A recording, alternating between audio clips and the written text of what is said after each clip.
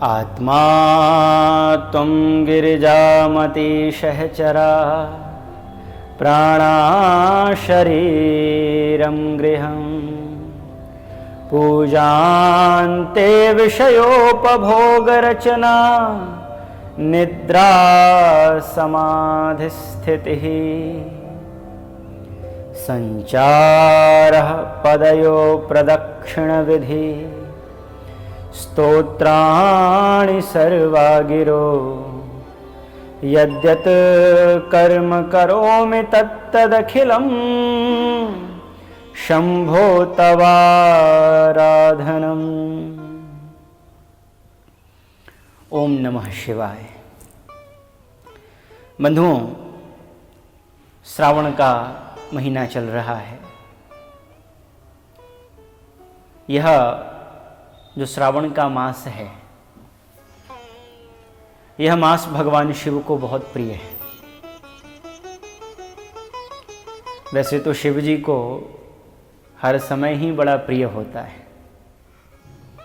और अगर कहें सबसे जल्दी जो देवता प्रसन्न होते हैं, जो केवल एक जल की धारा मात्र अगर चढ़ा दो तो जो प्रसन्न हो जाते हैं, वो हैं भगवान शिव। मानस जी में तो वर्णन आया है, आशुतोष तुम अवडर दानी। भगवान कैसे हैं? आशुतोष हैं, अर्थात जो सबसे जल्दी प्रसन्न हो जाएं।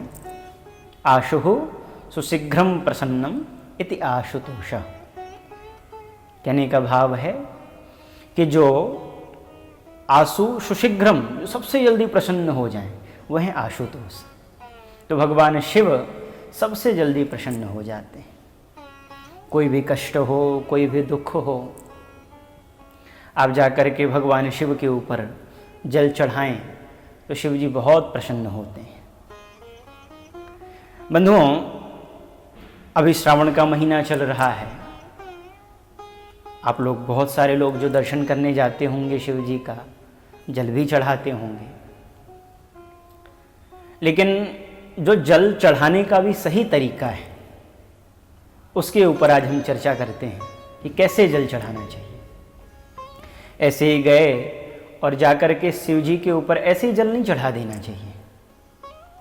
पहले शिव जी के ऊपर जल चढ़ाने से पहले उनके समस्त परिवार का पूजन करना चाहिए, अर्थात उनके ऊपर जल चढ़ाना चाहिए। बाद में शिव जी के ऊपर जल चढ़ाना चाहिए। जैसे जब हम मंदिर में जाएं, शिवालय में जाएं, तो क्या करना चाहिए? सबसे पहले जाकर के श्री गणेश जी पर जल चढ़ाना चाहिए, फिर माता पार्वती पर जल चढ़ाना चाहिए। उसके पश्चात श्री कार्तिकेय भगवान, जो षड विनायक हैं, 6 रूपों में जो प्रकट हुए भगवान के पुत्र, उनके ऊपर जल चढ़ाना चाहिए। फिर नंदीश्वर के ऊपर जल चढ़ाना चाहिए। फिर भगवान के अर्घ्य में या भगवान के मस्तक के ऊपर जो सर्पराज विराजमान हैं, उनके ऊपर जल चढ़ाना चाहिए। और उसके पश्चात भगवान शिव के ऊपर जल चढ़ाना चाहिए। यदि आप घर में सेवा कर रहे हैं, शिवलिंग की सेवा कर रहे हैं, तो आप कहें हमारे पास तो गणेश जी, कार्तिकेय जी ये लोग नहीं हैं, तो भगवान शिव का जो जलहरी जिसको हम कहते हैं, उसी में सभी देवी देवता विराजमान हैं। हाँ? उसमें क्रमानुसार पहले गणेश जी को, फिर माता पार्वती को, फिर षड विनायक भगवान कार्तिकेय को, फिर नंदीश्वर को, उसके पश्चात भगवान भोलेनाथ को जल चढ़ाना चाहिए। उस जलहरी में ही सभी विराजमान हैं। और बंधुओं, इस श्रावण में जो कोई भगवान शिव को बिल्वपत्र चढ़ाता है, भगवान शिव बहुत प्रसन्न होते हैं। हाँ? कहते हैं करोड़ों करोड़ों कन्यादान करने का फल अगर आप चाहते हैं तो केवल भगवान शिव के ऊपर एक बिल्वपत्र चढ़ा दें। और जो विशेष बात है, स्कंद पुराण में वर्णन आया है कि कोई भी वस्तु यदि आप भगवान शिव को इस श्रावण के महीने में 108 की संख्या में चढ़ाते हैं, कितने? 108 की संख्या में चढ़ाते हैं, तो भगवान शिव, आप जो भी कामना लेकर के वो वस्तु चढ़ा रहे हैं 108 की संख्या में, भगवान शिव उस वस्तु को लाखों करोड़ों की संख्या में करके आपको प्रदान करते हैं। चाहे आप 108 दाने चावल के चढ़ाएं, चाहे आप 108 बिल्वपत्र चढ़ाएं, चाहे आप 108 गुलाब की पंखुड़ियों को चढ़ाएं, कुछ भी 108 लेकर के भगवान शिव के ऊपर ओम नमः शिवाय कहते हुए आप चढ़ाएं, भगवान शिव इससे बहुत प्रसन्न होते हैं।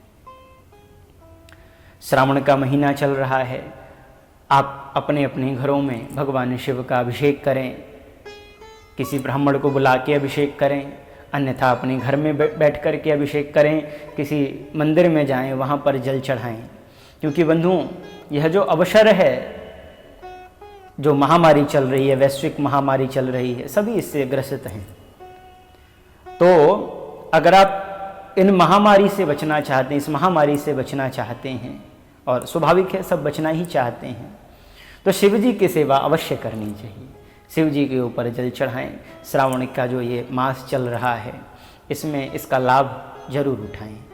तो आप सभी को पुनः इस श्रावण के मास की बहुत बहुत शुभकामनाएं। भगवान शिव आप सभी के ऊपर कृपा करें। राधे राधे। ओम नमः शिवाय।